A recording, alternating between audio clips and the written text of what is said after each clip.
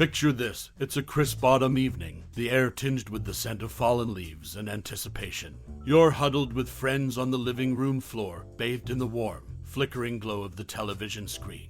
The year is 1958, and you're about to embark on a cinematic journey that will forever haunt your imagination, The Blob. As the opening credits roll and the eerie, otherworldly theme music sets the stage, you can't help but feel a shiver run down your spine.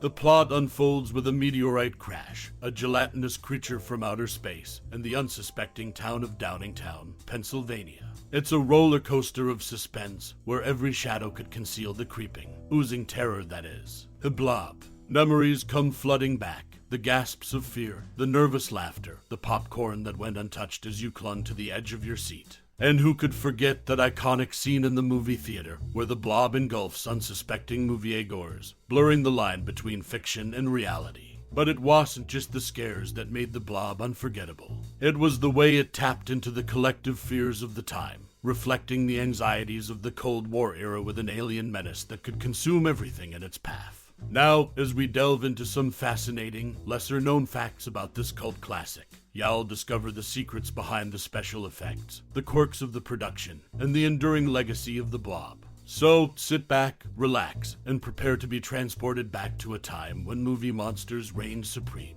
Let's dive into the world of the Blob.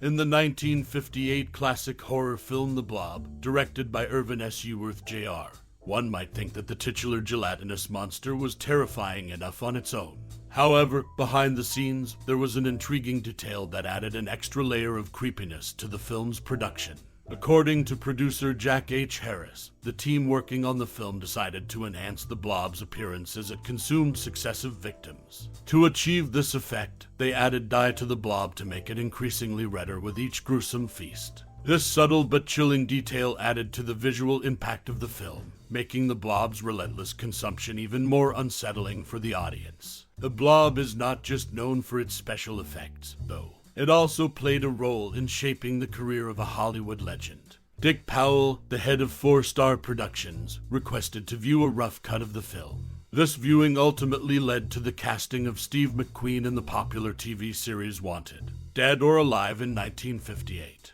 McQueen's performance in The Blob caught Powell's eye and paved the way for his rise to stardom. As an interesting tidbit related to Steve McQueen's involvement in the film, he was a known smoker, and during the filming of The Blob, he constantly indulged in cigarettes. What makes this detail noteworthy is that McQueen's character in the movie is never shown smoking.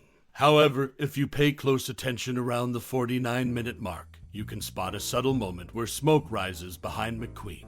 This is because he discreetly held a lit cigarette behind him with his hand hidden from the camera. The Blob is not just a classic horror film, it's a treasure trove of intriguing behind-the-scenes stories and details that add to its enduring appeal.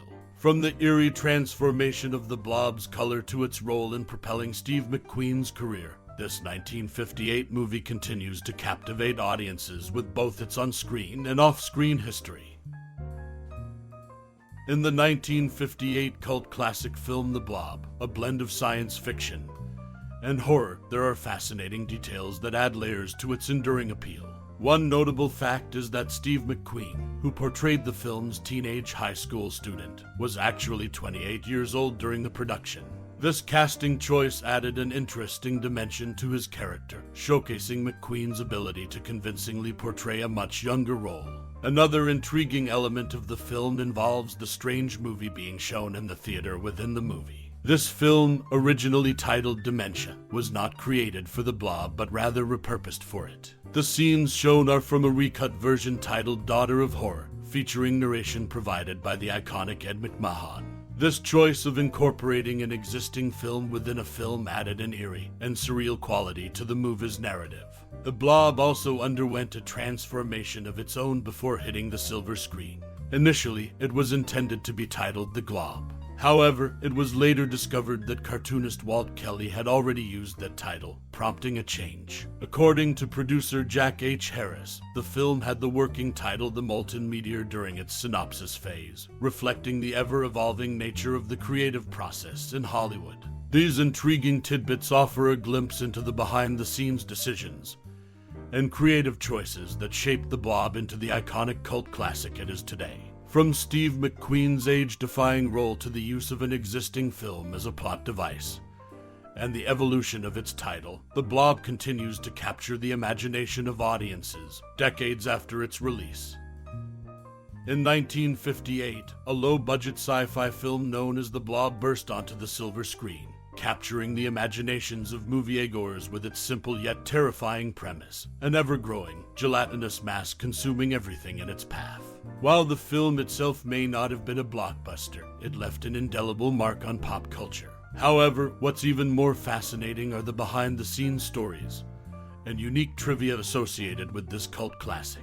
One remarkable tidbit involves the actual Blob prop used in the movie. Crafted from a mixture of red dye and silicone, this iconic mass of goo has never dried out. Astonishingly, it's still preserved in the original 5-gallon pail that Union Carbide shipped to the production company back in 1958. For decades, this eerie relic has been on display as part of the annual Blobfest, a 3-day event held each summer in Phoenixville, Pennsylvania.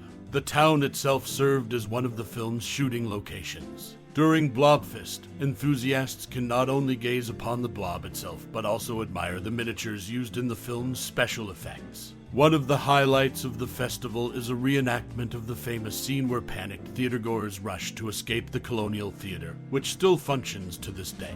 Multiple screenings of the film ensure that the Blob lives on, perpetuating its legacy.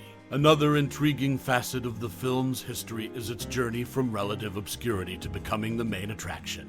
Initially picked up by Paramount Pictures as the lesser half of a double bill with I Married a Monster from Outer Space, the Blob surprised everyone involved. Early marketing tests and initial bookings indicated that more moviegoers were showing up to see the Blob rather than the top-billed feature. Paramount quickly recognized the potential and shifted its promotional efforts and budget to make the Blob the main attraction. This strategic move paid off, turning a modestly budgeted independent production into a box office sensation. Lastly, a quirky and somewhat unexpected detail can be found in a scene where the Blob consumes an unfortunate old man. The doctor on screen advises his nurse to use trichloroacetic acid on the Blob. Interestingly, trichloroacetic acid is indeed a real compound, albeit not for the purpose depicted in the film. It is a weak acid commonly used for medical treatments like removing warts. This peculiar choice of acid adds an unintended layer of humor to the movie's horror. In retrospect, The Blob may have started as a small, low-budget film, but it has grown into a beloved classic, known not only for its suspenseful storyline, but also for the fascinating trivia and quirks that surround its production and legacy. In a conversation that brings together the worlds of science fiction and scientific scrutiny, astrophysicist Neil deGrasse Tyson once declared his affinity for Hollywood aliens, singling out a surprising favorite among the extraterrestrial creatures that have graced the silver screen. While many might expect him to laud the scientific accuracy of a sleek, technologically advanced alien race, Tyson instead turned his gaze toward the Blob, that gelatinous, amorphous, and rather unassuming extraterrestrial from the 1958 cult classic of the same name. The film, directed by Irvin Ewerth and produced by Jack H. Harris, introduced audiences to a relentlessly creeping mass of space goo that devoured everything in its path. Though the premise may seem far-fetched, Tyson found a unique charm in the Blob from a scientific perspective. He pointed out that while most Hollywood aliens were disappointingly unreal, the Blob's formless nature and the idea of an alien organism without a fixed anatomy intrigued him. Tyson's remarks sparked a wider conversation within the scientific community, with some experts considering the biological and astrobiological aspects of such a creature. Questions arose about the theoretical feasibility of a life form with no defined structure, relying solely on its ability to absorb and consume other matter for sustenance. Producer Jack H. Harris, the driving force behind the 1958 film, was no stranger to the Blob's enduring appeal. Beyond its original incarnation, Harris also played a role in the 1988 remake of the movie, ensuring that the extraterrestrial menace continued to captivate audiences for generations. While the Blob may never become a crime-solving good guy as Harris humorously suggested for television adaptations, its status as a favorite among scientific minds like Neil deGrasse Tyson serves as a testament to the enduring fascination and scientific curiosity it has inspired over the years. In the world of Hollywood aliens, where spaceships and advanced technology often take center stage, the Blob's simple yet perplexing form remains an unexpected champion of scientific intrigue, and a testament to the enduring appeal of classic science fiction cinema. As we reach the conclusion of this cinematic journey through the captivating world of the 1958 classic, The Blob, I invite you to pause and reflect on the enduring impact this film has had on your own life. For many, The Blob isn't merely a movie, it's a time capsule, a vessel that transports us back to a different era, when B-movie monsters and teenage rebellion were the order of the day. Perhaps you recall the thrill of watching it for the first time, the suspense as the gelatinous creature oozed its way through the screen, or the laughter that bubbled up during those moments of playful absurdity. This film holds a special place in the hearts of cinephiles, both old and new, connecting generations through its timeless charm.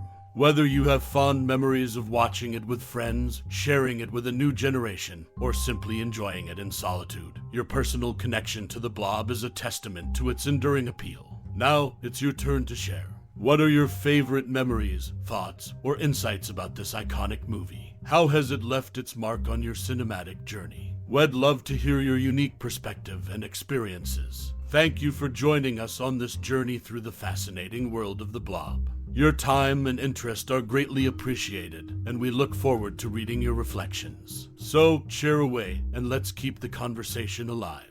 Until next time, keep the cinematic magic alive.